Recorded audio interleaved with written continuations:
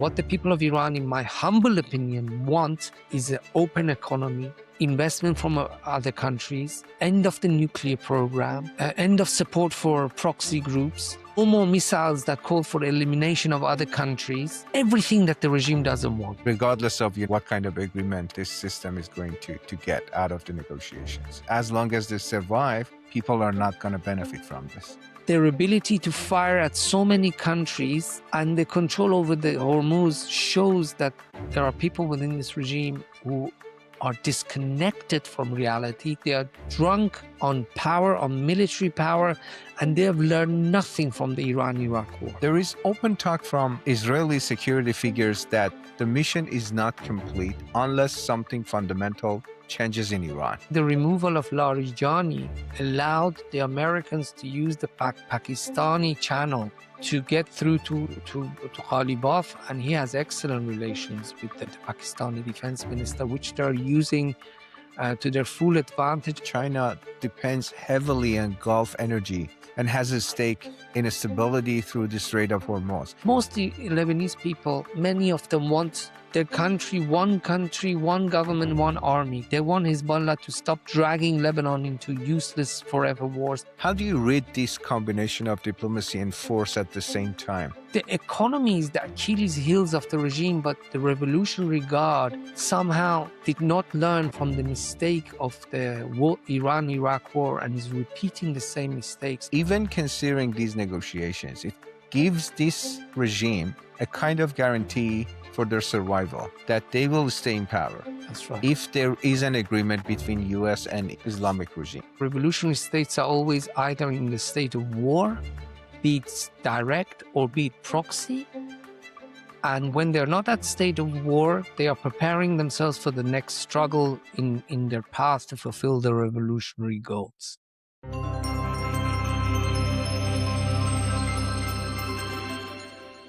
Welcome back. Today on Beyond the Summit, I'm honored to welcome Dr. Meir Javedanfar. He's an Iranian-Israeli lecturer, author, and commentator who teaches Iranian politics and security at Reichman University and has written extensively on Iran, Israel, the Islamic Republic, and the challenging balance of power across the Middle East. What makes his voice especially valuable is that he brings more than analysis. He brings history, personal memory, regional literacy, and a rare ability to separate the Iranian people from the ideology and behavior of the regime that rules them.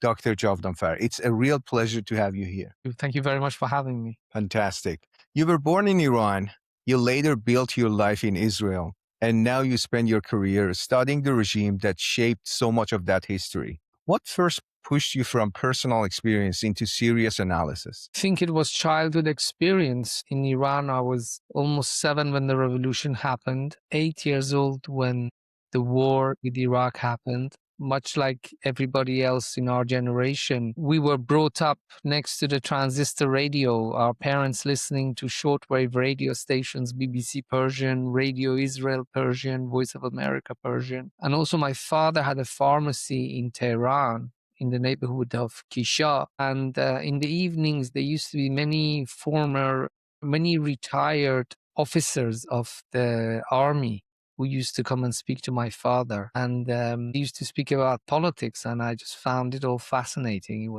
It was really fascinating for me, the world of politics. But the war had a tremendous impact on me, the Iran-Iraq war, in terms of wanting to know more about politics. And I enjoyed it. I really enjoyed it. It was we had somebody who are next to our shop, a couple of shops down. Our house was on top of the pharmacy, and he was a member of the Islamic Committee, Ghalibaf Islami, and he used to have a kebabi. He used to have a shop where they sell kebabs, fried. They sell meat and stuff. And of course, I couldn't buy meat from him because it wasn't kosher, but we always bought bread from him. And I used to like listening to him, and I just found it fascinating. I love it. Thank you for sharing that. So a lot of analysts study Iran from a distance. You carry memory, language, and lived connections. How has that changed the question you ask and maybe the mistakes you avoid? I remember once I got into an argument with my father, and I threatened, when I was about 12, I threatened to run away from the house and join the Basij to go and fight in the front. Yeah. I really did. I really did threaten him. You know, when you're a child and you see so much patriotism around you and you feel so angry with the Iraqis for what they're doing and so angry with the war and how it's important for you to be ready to fight for your country. And I really believe that. And this was something that I also used to, there was one aspect of the revolution, one aspect of the Islamic Republic that I actually liked and was very attractive to me. And that was the concept of khudkafai, self-sufficiency. It kept marshaling it into us that we Iranians are just as good as the West, just as good as the Japanese. Why should we rely on foreign companies and foreign countries to produce these goods when we are just as talented and we should produce these products ourselves, and we should show the world that we can produce these products. And I remember it was very attractive to me, and I used to think, and I used to really believe that we should do this. And there were some aspects of the revolution that I could really relate to, and I think that kind of helps me analyze the revolution in terms of what is happening. Also, the dynamics of power. The dynamics of power within the regime are very representative of dynamics of power in Iranian society. Of course, the Iranian regime is a terrible regime, but the struggle, the lack of trust that has always existed, unfortunately, or the low level of trust in Iran because of the dictatorships that have always ruled the people, and there's never been an independent judiciary. So people are usually focused on their own family, or maybe their immediate circles, or maybe their neighborhood. And this has been one of the challenges of this. Is Dr. Homa Katuzian, I think Katuziani talks about it, that Iran which is basically, it's a very short-term society, and I see that reflection in the regime also, and that also helps me analyze what is happening. And I just find it very fascinating to me, all these fights within the regime and who is doing what, all the different factions in Iran, how they vie for power, what instruments of religion they use, instruments of power. It's always been very fascinating to me. But I have to tell you, it's become a little bit more difficult as the years have gone by. I used to believe in reform, in the reformists, that the regime can be reformed. But I lost that in 2009 at the uprising. So that also makes it more difficult to analyze, because the regime has just become one block. It is interesting and at the same time fascinating when you mention, the self-sufficiency about at least that time. When you look back, do you see that as a pure rhetoric, or there was some action behind that? I think there's legitimacy. There's absolutely legitimacy behind it. Actually, the regime made a propaganda movie about khudkafai, about it was, I don't want to call it propaganda. It was to encourage people that why it's important and why it's important. And the child that acted in that is a Jewish kid that we know. He starred in the Islamic Republic's. I don't want to say his name. He probably doesn't. He can say it himself. But he's also Isfahani Jew, like me, from the Isfahani family. I was born in Tehran, but all our family is Isfahani. And I think that's very relevant. I always wanted to see Iranian Jews. To us, Israel is our mother, Iran is our father. We've always wanted to see both countries progress, developed, become important, become respected. And I always, my mother's side of the family, they were involved in medicine in Tehran, in Iran. They used to import and produce medicine, a generic medicine. And it's always, you talk to them, a lot of them have passed away. They still get a tear in their eye when they talk about Iran's capability to produce medicine, which was started during the Shah. And some of the Jewish people played a part in it. And I think I would love to see that. And I think that's a very relevant demand, but the regime, just like everything else, destroyed it.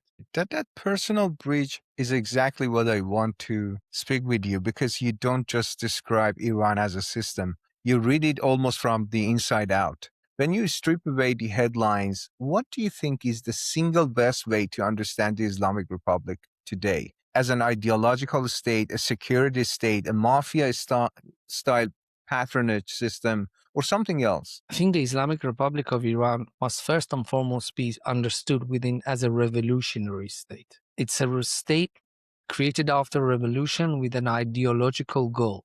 Now, it's not suicidal in terms of wanting to fulfill their ideology, but as long as its fulfillment doesn't threaten its existence, it continues to pursue that ideology. Revolutionary states are always either in the state of war, be it direct or be it proxy.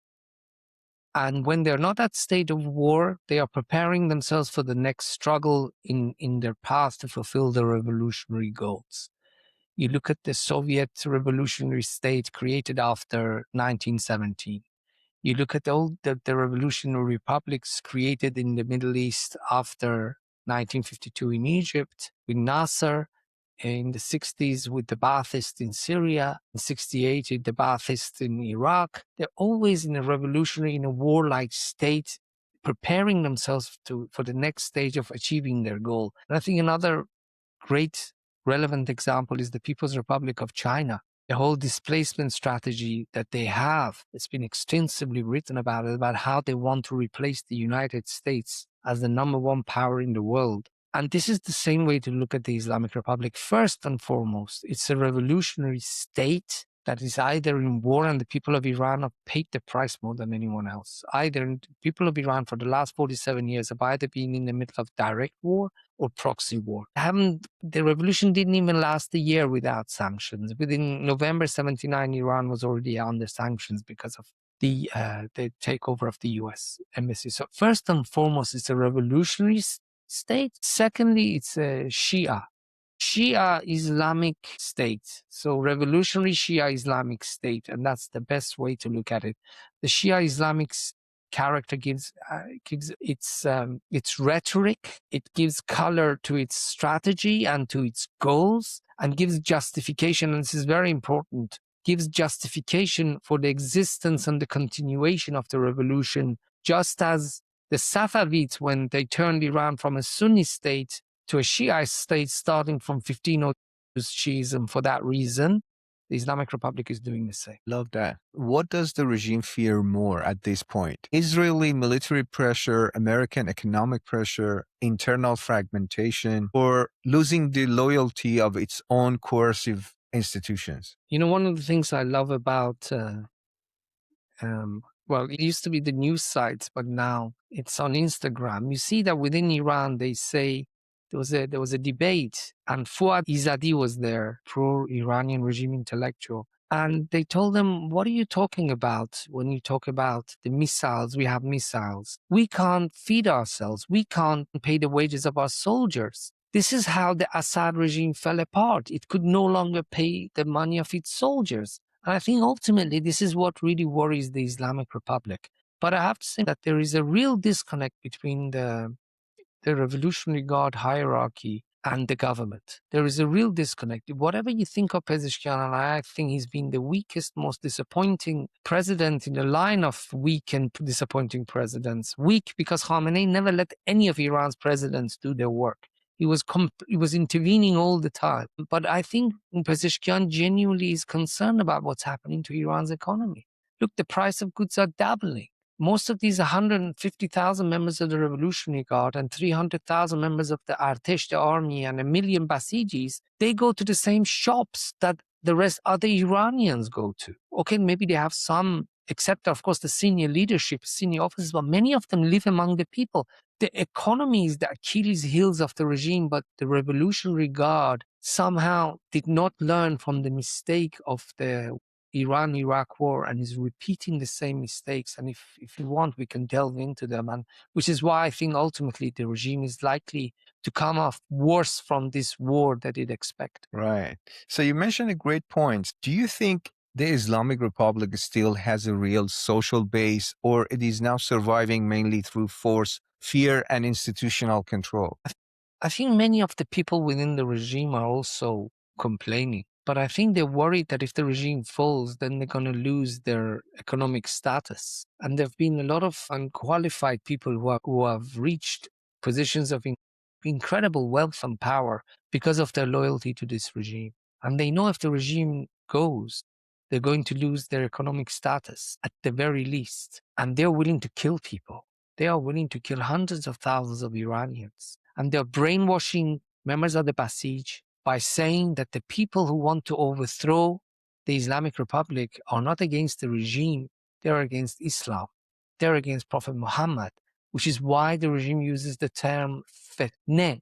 Fitnegar are the people, use fitna in Arabic, are the people who rose against Prophet Muhammad. And it's using Islam to brainwash them, to kill, because these people in the regime, within the regime, know that if the regime falls, at the very least, they're going to lose all their economic status and maybe their homes, and maybe some of them will be put in jail or worse. Putting aside the senior officials who actually build up astronomical wealth through corruption, nepotism, and many other unconventional ways, so regular Basijis or Revolutionary Guards or armed forces, you mentioned a great point, so they may afraid that they lose their economic status. So how about the time that there is no economy? I think that is the point that the regime, that the government believes, because in Iran, it's very important that in the Iranian constitution, the government has most of the power as a body, but the person who has the most power is the supreme leader. But the supreme leader has created several bodies in Iran, revolutionary institutions that are appointed by the supreme leader. So you have a dual system in Iran of the government and revolutionary institutes, but one serves the other. It's the government that serves the revolutionary institutions. The government has been warning about I think Mr. Pezeshkian said sometime last year, I think it was September, October, that look, we don't have money for the rest of the year. We just don't have money. And he's become a comical figure because he keeps saying, they don't let me work. He's right, actually. They don't let him work. The revolution institutions don't let the government work. And the revolution institutions right now, I think they are repeating the same mistake as the Iran-Iraq war, whereby they believe that the people are still willing to fight for the regime, that you can still take on America with the same zest that you took on America in the late 70s and early 80s. And another mistake that they are making is they are internationalizing this war. This was a terrible mistake that Iran made, which ultimately forced Ayatollah Khomeini to drink that chalice of poison. He used that decision he used that example to describe how hard it was to end the Iran-Iraq war. The regime is repeating the same mistakes, and also it is ignoring the economy. And I think this is ultimately, as you quite rightly said, this is something that is going to become the Achilles heels of the regime, which is why I think there could be another round of talks. And this time we could see progress, because the US naval blockade is going to really, really undermine the regime. Right. One thing I find... economically. Sure. Yeah, absolutely. So one thing I find powerful in your work is your realism. You do not confuse anger with imminent change. What are the clearest signs that a regime is weak but still dangerous? Well, I think the very fact that they killed 30,000 Iranians in 2 days is a perfect sign that they are weak. They feel vulnerable. I don't think people realize there's never been a real survey carried out in Iran that shows what support Prince Reza Pahlavi has inside Iran.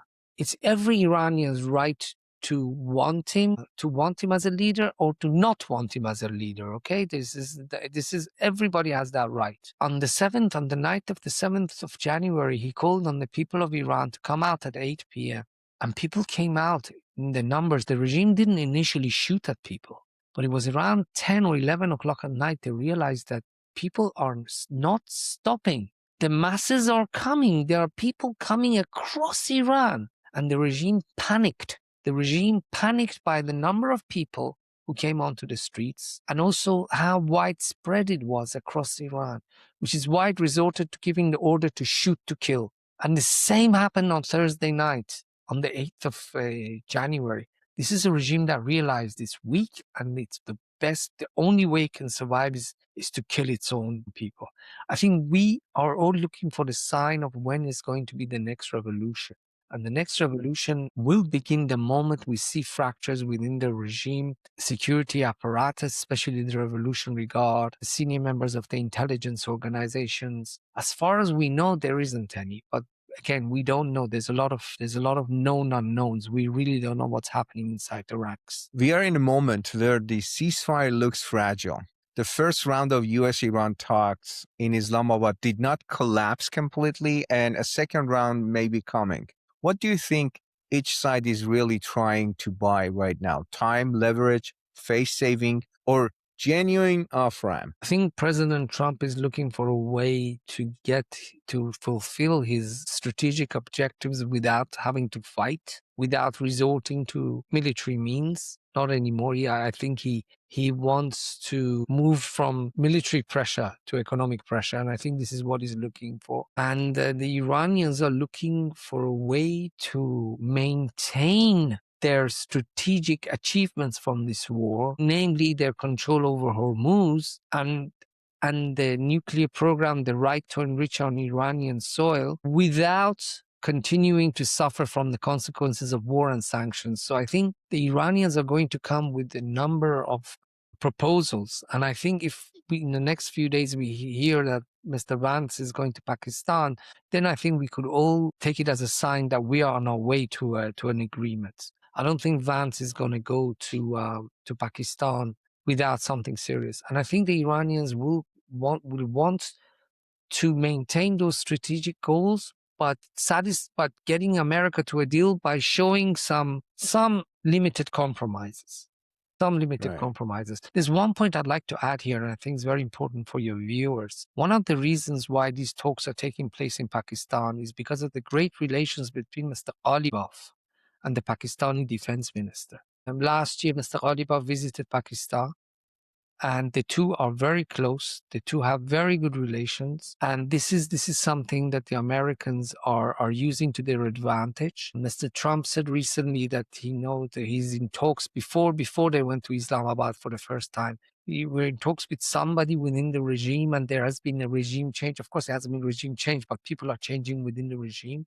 But I think the removal of Larijani allowed the Americans to use the Pakistani channel to get through to Ghalibaf, and he has excellent relations with the Pakistani defense minister, which they're using to their full advantage. And I think another sign of confidence is the fact that the Pakistanis are allowing Iran to park its aircraft on their territory. Right. There is a very close relations between Mr. Ghalibaf and the Pakistani defense minister, and I think this is a channel that the Americans are going to use to the maximum. So this is a great point that you mentioned now. Now that you mentioned Pakistan, so where do you put the role of this defense agreement between Pakistan and Saudis and sending thousands of troops and even, military assets to Saudi Arabia by Pakistan? If something happens between Saudis and it escalates further, do you think, there would be active involvement on Pakistani's military to defend Saudis? Doubt that very much. I don't think Pakistan has.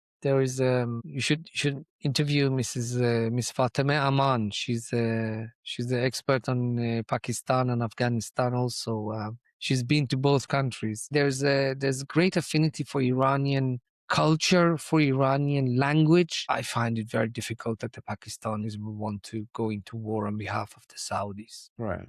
So based on how this regime negotiates, what matters more in Tehran's decision-making at a moment like this? Sanction relief, survival, of course, that's their top priority. Enrichment, deterrence, or preserving dignity in front of its own elite and public? I think all of them, but Amir, what I think is very important for your viewers to note is that you and I know the great economic costs that Iran's war of choice against the United States has. The cost is to the people of Iran. This is a war of choice. America did not want this war. It was the Islamic Republic that started this war from November 1979, when they took over the U.S. Embassy. And they say they use Mossadegh, that America overthrew Mossadegh in 1953, and they use that as they gripe against America. Oh, please do me a favor. The Islamist Ayatollah Khashani was against Mossadegh. Okay, he was a major Ayatollah.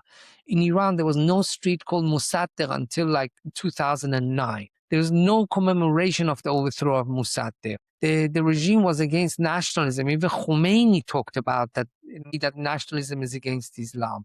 This is a war that the regime declared against the United States as part of its revolutionary character.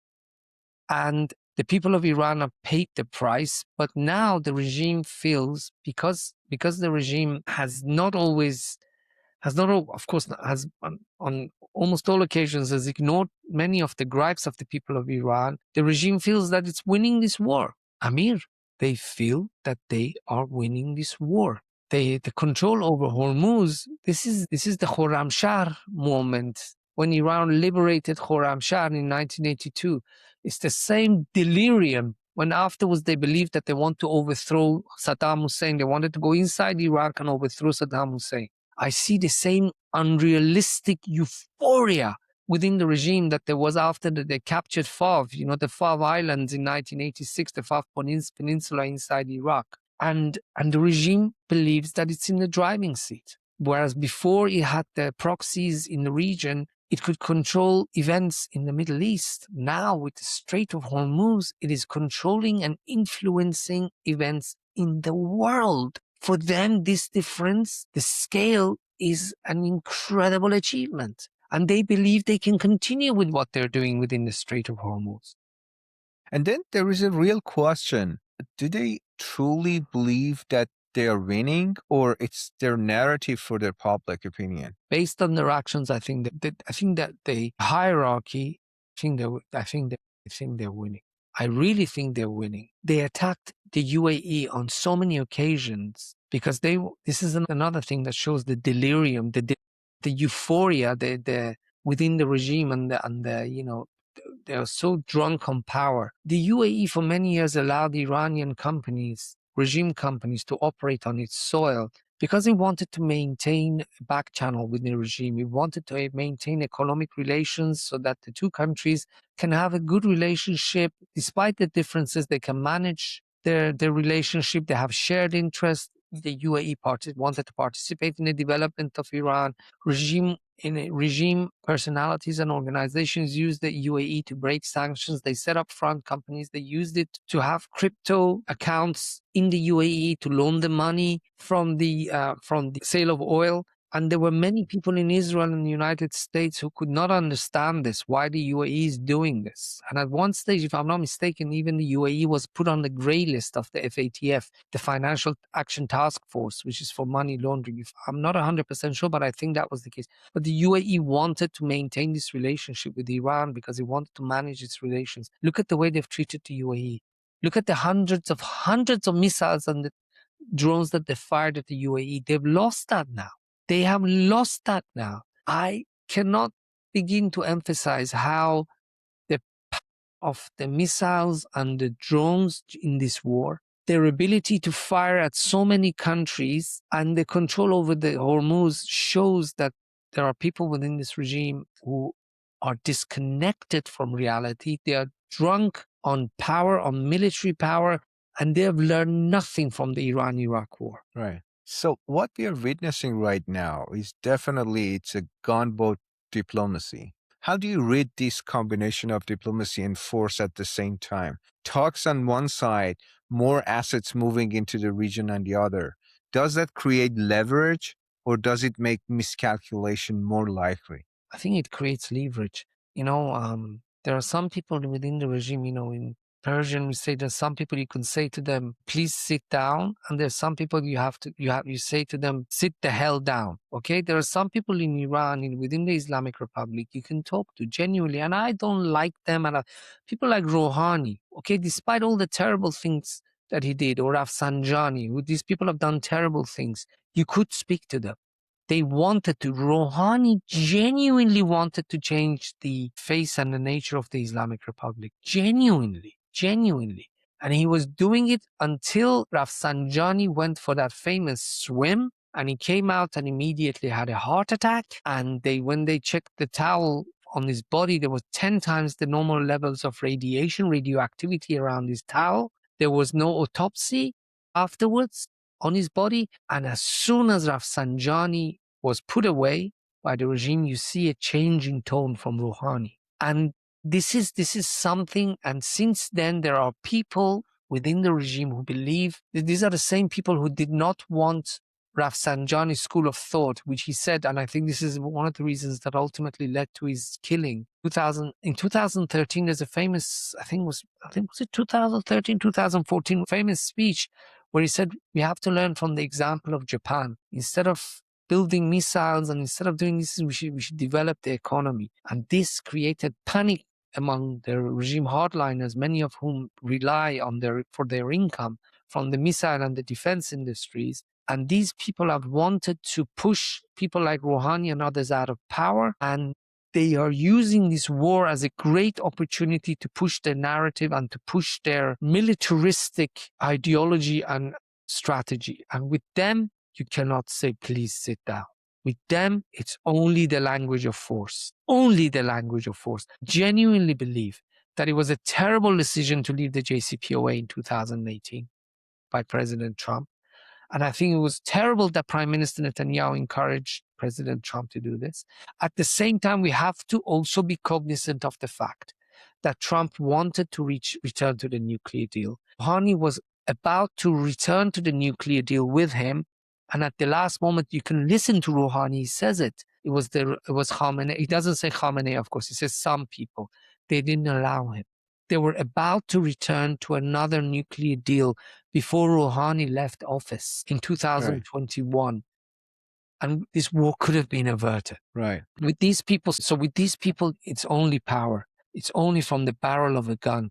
And the best country who knows about that is Israel, unfortunately. You know, people say that the United States wanted to strengthen the Iranian moderates with the JCPOA, and it's true. Well, this is something that Israel tried in the 80s, 20 years before, 30 years before the United States. Israel sold weapons to Iran during the Iran-Iraq war. For 7 years, Israel was selling weapons to Iran. Even 8 years, I think, throughout the entire war, to strengthen the moderates. And what did Israel get at the end of it? The regime declared proxy war against the state of Israel. Because those who have the guns in Iran are those who have the power. Yes, you're right.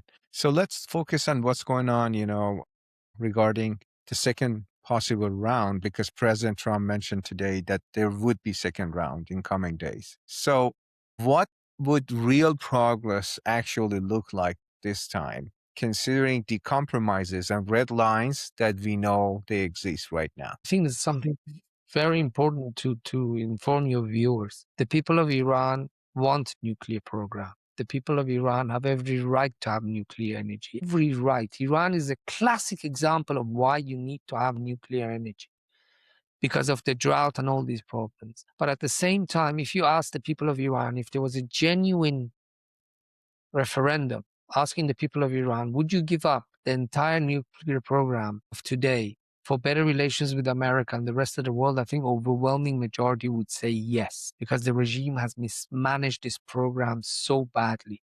The people of Iran have paid the biggest price for the regime's forever wars against the United States and Israel.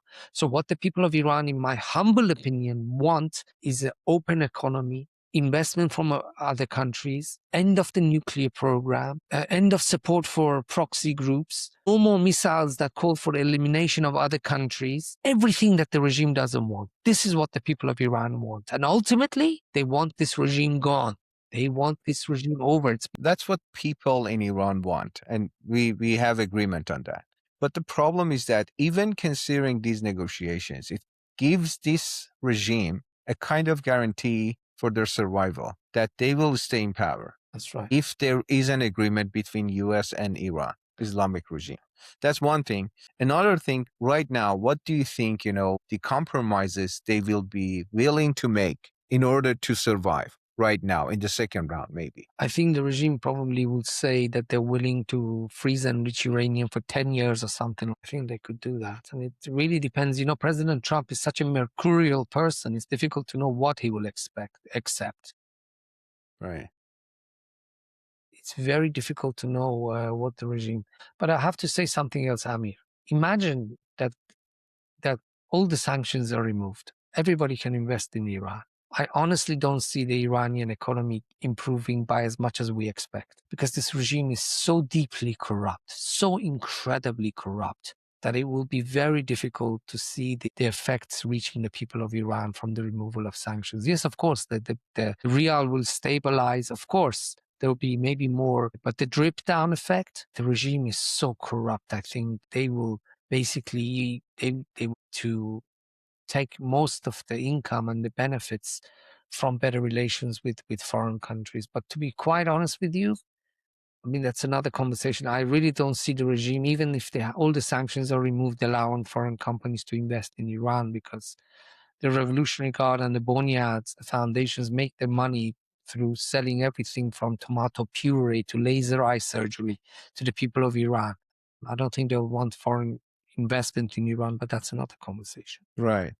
Yeah, 100% I agree with you, so people in Iran, as long as this regime is in power, they would be the main victim, regardless of, what kind of agreement this system is going to get out of the negotiations. As long as they survive, people are not going to benefit from this. So let's widen the aperture because Iran is never just Iran. It is Iran plus the region, plus proxies, plus great power signaling. So there is open talk from Israeli security figures that the mission is not complete unless something fundamental changes in Iran. Correct. Then you hear language like that. Do you think that mean regime collapse, regime behavior change, degradation of capability, or something more limited? Israel wants regime change. Israel wants the end of the Velayat Faqih, the rule of the jurisprudence system in Iran, period.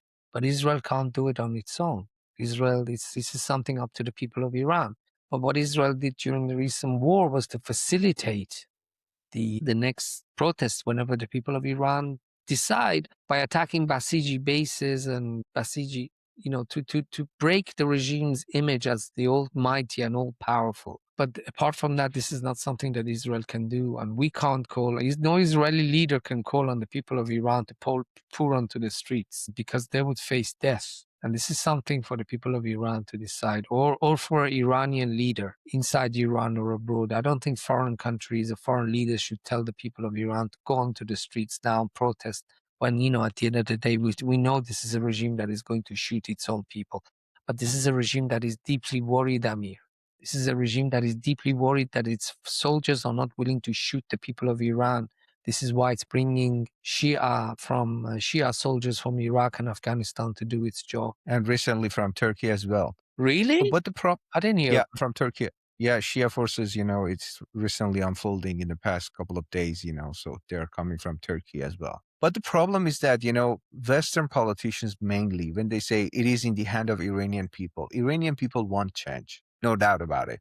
But with bare hands, so that is what happened, on January 8th and 9th, tens of thousands of people were mowed down on the streets. So how they are supposed to protest peacefully like what they did and not to be cracked down like what happened again, because there are still Basiji checkpoints, there are still revolutionary guards on the streets, they still have gun, but people with bare hand, how they can fight for their freedom?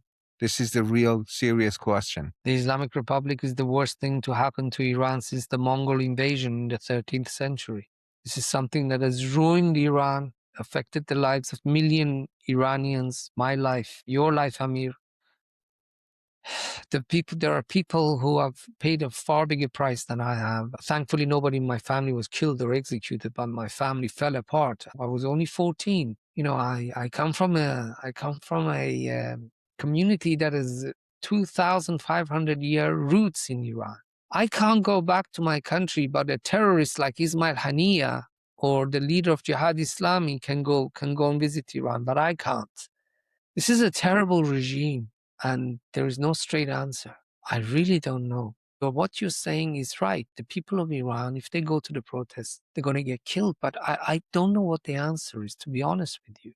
To support them with whatever they want, to support them whenever they can. But at the end of the day, they are the ones who have to decide. It's extremely difficult.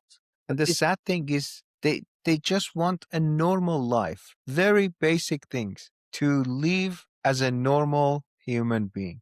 That's it. Let's talk about, what's going on in Lebanon and Israel. Lebanon and Israel are now in direct talks in Washington, while Hezbollah rejects the process and Israel insists that Hezbollah must be disarmed. What do you think is actually possible here in the near term? First of all, when we talk about Iran's proxy program, all Iranians basically want Iran to be a superpower. All Iranians. Of course, it's very natural. But people of Iran are against the regime's proxy strategy because it has brought nothing but isolation and wars and sanctions upon the people of Iran. Now, also, the countries that have been the recipient of Iran's proxy strategy have also paid a huge price. Namely, one country in this region where the regime has a proxy and that country's economy is prospering. Name me one country. Name me one country where this regime has a proxy and it's not severely corrupt and is not beholden to the militias of the regime. Everywhere the Khamenei regime has had influence, it has ruined it. The same goes to Lebanon. The same goes to Lebanon. Amir, we were occupying Lebanon for 18 years, and we were occupying it for too long. We should have left Lebanon long before that, but we took that decision in May 2000, according to Resolution 495 of the United Nations Security Council. People say Israel disrespects United Nations resolutions. It's true, we have. But people don't say it is that we also have respected others, but we got nothing for it. We evacuated every inch of Lebanese territory, according to the UN and confirmed by Kofi Annan in May 2000. What has Hezbollah done in Lebanon since Israel's evacuation? 26 years. Israel is not occupying Lebanon. Tell me what has happened in Lebanon. One good thing that has happened in Lebanon. So occupation wasn't the problem. The problem is Hezbollah. And most Lebanese people, many of them want their country, one government, one army. They want Hezbollah to stop dragging Lebanon into useless forever wars, but they can't do it. Hezbollah has more power. So the best thing that is happening right now, Israel is is talking with the Lebanese government, which is very good, but is fighting Hezbollah. Because Hezbollah, much like their Revolutionary Guard relatives in Iran, ideological relatives, only understands force. You can't negotiate with them.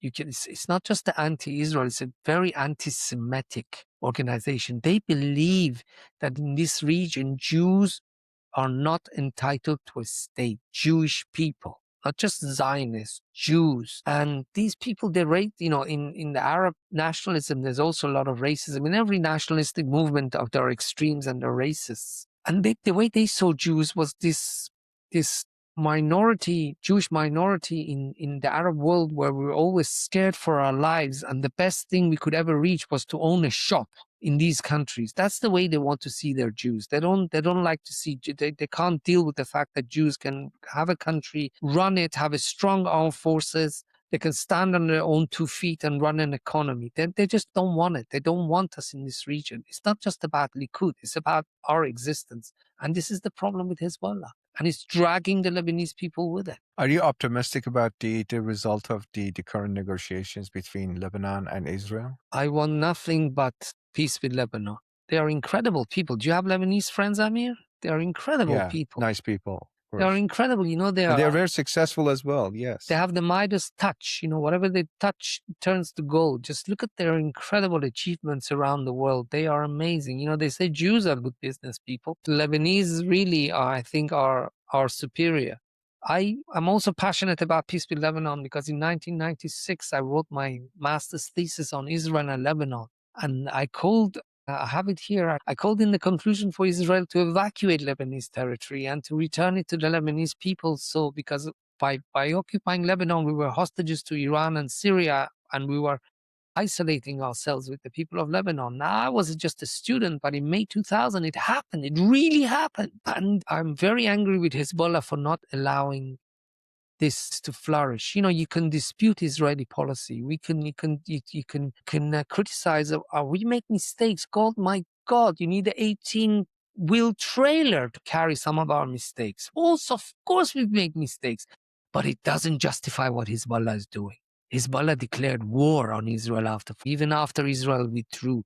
We've had 2 wars with them, and I'm optimistic that we can reach, hopefully, an understanding with the people of Iran who no longer want to fight Israel. But with Hezbollah, I'm not optimistic. I think the only language they understand is force, and I think this will continue as long as Hezbollah doesn't give up. Let's be hopeful that Lebanese people and Lebanon as a country find a peace that they really deserve. Now, let's get back to what's going on. This blockade in the Strait of Hormuz is a current pressure campaign from the American side.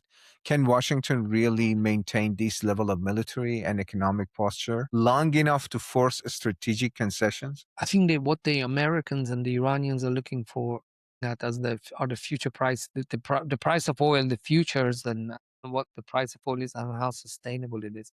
I think the Iranian economy can't do this. Amir, you can't do this. The price of goods is already doubling in Iran. I don't know how people live. Housing inflation was 84% before the war. Wherever you live in America, imagine every year that they rise your rent by at least 84. What would happen? What would happen here? The current estimation is it's going to be around 180% soon. And that's correct. That's correct. The regime can't do this. The regime is repeating the mistake of the Iran-Iraq war by internationalizing this war. The war was against Iraq, but suddenly Iran was fighting the Kuwaitis, attacking Kuwaiti tankers. It was fighting the Americans. It was carrying out bombing campaign in Paris. It internationalized the war, which is at the end why it lost. Even the Soviets got sick and tired of this regime. And suddenly, it was no wonder that suddenly Iraq's missiles could reach Tehran. Do you know why? Do you know why suddenly since 87 Iraqi missiles could reach Tehran, whereas they could not before? Because the Soviets sent technicians to Iraq to help them modify those Scuds so that they can reach Iran, because they could not get Khomeini to stop the war. Because Khomeini's attack against the tankers in the Persian Gulf had brought the Americans to Persian Gulf, which is the last thing that the Soviets wanted. And Khomeini would not listen to them. And by internationalizing this war, the regime is making the same mistake. And I think ultimately the regime is going to come off looking much worse from this war than it expected. Much worse. So absolutely, this situation is not sustainable, but the question remains, who's going to give up first? So this survival nature of this regime and their threshold of sacrificing as long as they survive? See, I think the regime is going to, within 6 months, they're going to have a serious problem on their hand economically. Serious problem on their hand with their money printing policies, which basically this is one of the reasons why the German economy brought it to its knees, and also the Soviet economy initially. Whenever there is a deficit, they just print money. The Soviets tried to do away with money soon after the revolution. That was one of and it ended up printing even more money because there's always a deficit. In Iran, you can't fill the deficit with investment. And I think this is something, the corruption is going to bring the regime to a seriously dark corners in terms of its management of the country. I think even if there is a deal, within a year, there could be another uprising in Iran. Another key player is China. China depends heavily on Gulf energy and has a stake in stability through the Strait of Hormuz. In your view, how does Beijing think about this crisis? As an energy problem, a leverage problem, or an opportunity to watch the U.S. absorb the cost? I think they want to divert U.S. focused military resources. They like to see America spend all its anti-missile systems. But I think they're also worried about precisely the mistake that the regime has made by internationalizing this war. The Chinese do much more business with the Persian Gulf countries than with Iran. And the regime picking a fight with all of these Persian Gulf countries, these countries, they're going to, they do a lot of business with the Chinese. As we speak, Amir, the Emir of Abu Dhabi is right now in China. As we speak, signing deals. This is basically economic diplomacy. They are there to pressure the Chinese to stop the Iranian regime. And one of the reasons why the regime turned up in Pakistan was because of Chinese pressure. And I think soon that's another factor, as another consequence of them internationalizing the war, we could see more pressure from the Chinese to stop, for the Iranians to show serious cooperation. Right. So, Meir, when you look at the whole board now, from Iran to Israel to Hezbollah to Washington to the Gulf to China and Russia, what do you think the most likely end game is? I think the end game is that there won't be regime change. And I say this with a heavy heart. Well, it's not going to happen. Not because of this war. Not now. May come in 6 months or a year, but not now. I think ultimately the regime is going to have to make compromises, Amir. The regime is going to make compromises, and it's going to try to keep it quiet, but it's going to come out. The regime is going to have to make serious compromises. Maybe it won't be what we in Israel expect, include, for example, the missile program or the support for the proxies. But the Americans are going to want some serious concessions from the Iranian regime over the control of Hormuz and over the nuclear program. And the regime is going to come off looking worse because of that. Because no country, they're not, Khomeini before the end of the war said, you can count the number of Iran's friends on one hand. I think you can count the number of countries who are willing to live with Iran controlling the Strait of Hormuz on one finger. Nobody wants this. They have taken over the Strait of Hormuz. It's illegal according to international law, and there's no country that's going to willing to live with it, and the regime is going to have to give it up.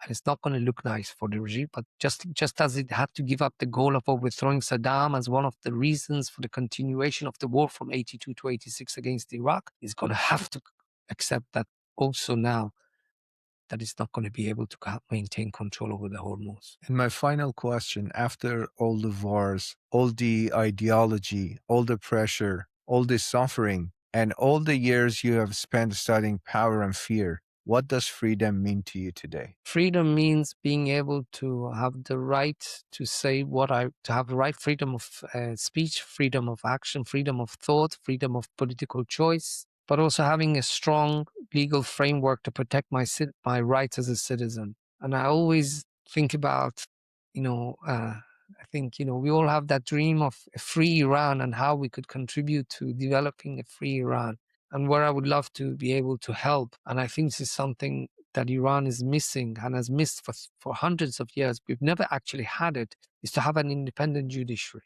For the people of Iran to feel that their rights are protected by independent judges who will protect their rights according to a constitution and according to the law, without the fear of being intimidated by politicians or by criminals or by corrupt people. And I think that would be a tremendous achievement for Iran. What Iran needs, and what it means to me to be free, is to have the freedom of a sovereign citizen afforded to it by the freedoms, but also protected by an independent judiciary. And this is something, if there was an independent judiciary during the Shah, he wouldn't have made those mistakes. And we would be in a different place today. And I think in the future, Iran, next to democracy, we will need to have an independent judiciary, and we need to protect it religiously, because that would be the best way, not only to ensure the freedom of Iranians, but for Iranians to start trusting each other. Because we've never had an independent judiciary who would protect us. And this is why many Iranians have always felt very insecure and have always held on to their family identity or the tribal identity. I mean, that's in the South, or the ethnic identity or the neighborhood identity, because going outside, we find it difficult to deal with other people because, your rights could be transgressed and there's nobody to protect you. And it's created a lack of trust. And we see it abroad. The Iranians can't work with each other, because we come from this society where we've always felt vulnerable because there's never been an independent judiciary. I think that would be the true revolution. Democracy and the independent judiciary for Iran. Dr. Javedanfar, this conversation was sharp, honest, and deeply valuable. Thank you. Thank you, sir.